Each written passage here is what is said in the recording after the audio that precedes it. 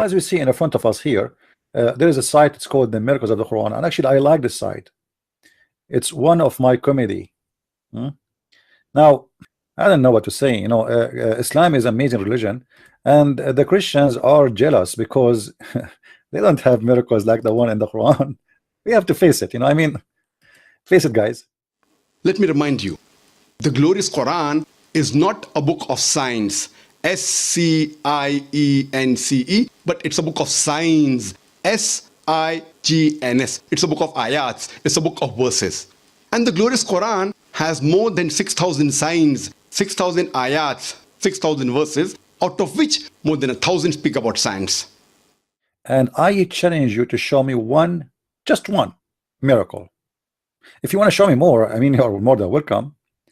But I challenge you to show me one miracle in the Quran from all the thousands of fabricated fictions, stories you Muslims spread all over the internet. You see, here we go. I'm going to give you even a website.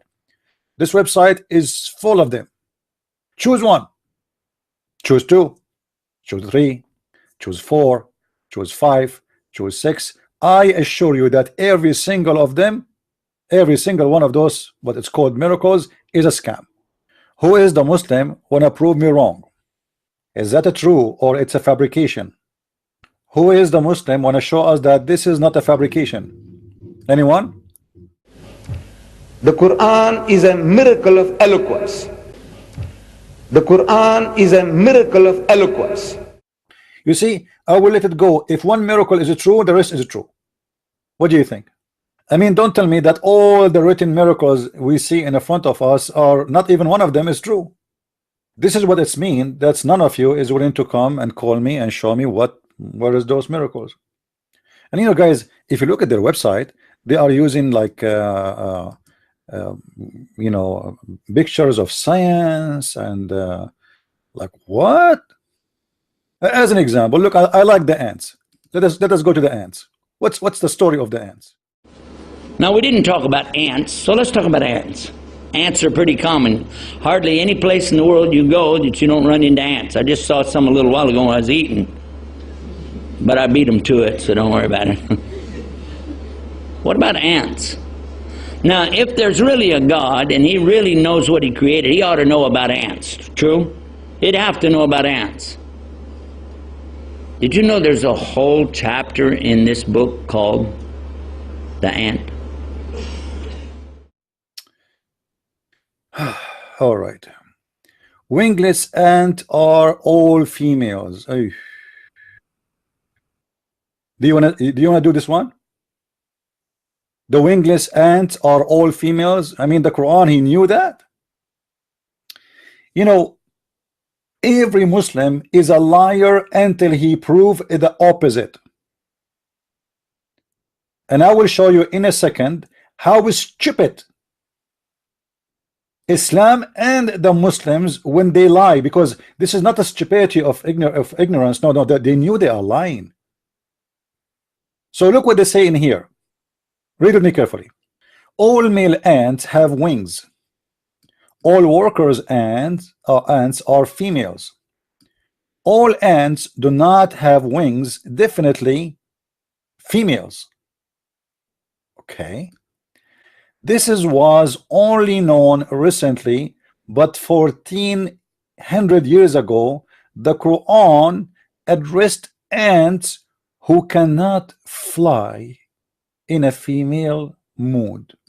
Quran says in Surah Namal, chapter number 27, verse number 17 and 18, that when Solomon and his army, with hosts of men, jinns and birds, when they walked and when they approached a lowly valley of ants, one of the ants said, "O ye ant, get into the human habitations, get into your habitations, lest Solomon and his army will unknowingly trample you beneath the feet."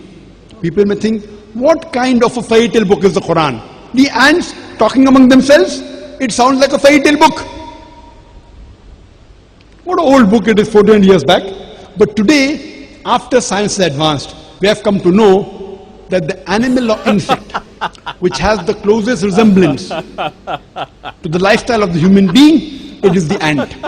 The ant buries the dead the same way as we human beings do.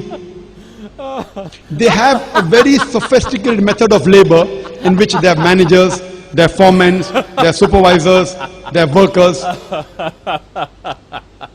They have a very sophisticated method of communication where they speak to each other. They very often meet to chat. They even have marketplaces where they exchange goods. You know how we have marketplaces, how we have souk. The ants have marketplaces where they exchange goods. They even have marketplaces where they exchange goods. You know how we have marketplaces, how we have souk. The ants have marketplaces where they exchange goods. Chapter 27, verse number 18. Until when they came upon the valley of the ants, an ant said, look, for females. Look, between two brackets for females. O ants, enter your homes so that you do not be crushed by Solomon and his soldier while they don't feel it. Okay, let us see what is next. Now, until now, we did not get the proof of this is about female ants. For the word said is qala. It's qala for a male. That's correct. Qalat is for female. That's true. That's correct. I agree with that. This is not Allah's kalam. This is Muhammad's cleverness. Very clever man. This is not Allah's kalam. This is Muhammad's cleverness. Very clever man. The Quran use qalat.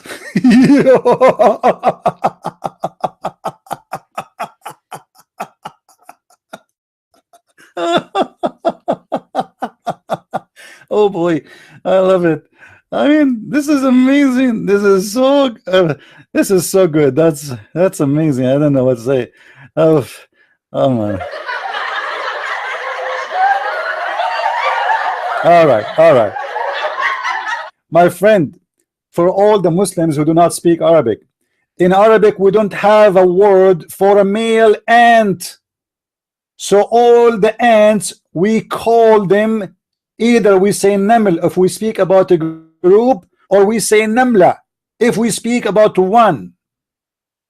So they did fool you, and they say the Quran says it's a namla, it's a female. Well, all of them, they are females. So all the ants in Arabic are, any ant I see, I call it namla. Namla. So we do not have a word as male ant. All the ants, when we speak about individual ant, we call it namla. So the liars, they lie to you and they say the Quran, he speak to the female. This is a lie. All the ants, as long as it is individual ant, it's called namla. If there are many, we say naml. It's a big fat lie, and you can open the dictionary right now and you will see that this is not for a male and neither for a female. It's for all. Lies is a profession these days. Namla. Do you see it, my friend? This is a word we use for all kind of ants. You see, we Arab, we don't have sharp eyes to the point we look at the ant and we know if it has balls or not. Those are insects, the same as we say for nahla, which mean the bees. If an Arab guy, he saw an insect which is a bee, he say nahla. All right, do you see it? Nahla. But doesn't mean he mean it is a female, even though the word is a female. He is just saying it is a bee. Now here, the stupid maker of the Quran, he forgot something, that ants are deaf and they are mute. Ants usually communicate using chemical signal. So how, for God's sake, the ant, she said, if there's any Muslim? So they just admitted that the ant said. Ants don't talk. Ants, they are deaf and they are mute. They communicate, but not by talking. They are deaf. I mean, do you know what deaf mean? That's stupid to say they talk. by using their voice, because the Quran said the ant said. Do you see it here in the top? It says the Quran said the ant said, which is obviously a stupid statement in the Quran. The Quran in the verse after it, it says Sulaiman, he heard her speech. When the ant said, Sulaiman heard. What he did? Heard. So Sulaiman, he heard the voice of the ant and he understand their languages. This is what the Quran is saying. And that is a very stupid statement, because ants don't talk and they don't have a language of words. And the word qal and qalat, you idiot, this is a language of a human being, and especially in Arabic. Now, according to the Quran, Allah, he taught Sulaiman the language of birds. Listen carefully. I'm going to get the Abdul busted from their statement. They just said that the Quran, confirming the Quran is speaking to the one who do not fly. Is that correct? Read with me. All male ants have wings. And as you see, the whole article confirming that the Quran obviously is speaking to the female which do not have wings. Correct? Okay. Abdul, Allah, he taught Sulaiman the language of the birds only. How he can speak to someone is not, or let us say understand someone is not a bird. And as you see, you cannot say this is a bird, because obviously it doesn't even fly. And you are the one who confirmed that. Who is a Muslim wanna call us? So this is a big fat lie made by the Muslims to convince you that this is a miracle in the Quran. Allah, he called the ants who cannot fly, he called them females, when the language is so clear. All the ants in Arabic are females. If we go right now and we search in Google, ants are deaf. Do you see it in Muslims? Hello? A sound is a traveling vibration. Ants do not have ears in their head. So what they do, they feel the vibration. You see it? Muslim, do you see it? So how they communicate? There's two ways actually. There is vibration and there's chemical, and that's it. So the whole story of the Quran about the ant, she spoke to the ant and Sulaiman, he heard the speech of the ant, is a fictional story. Muhammad, he stole it from the legends of the Jews.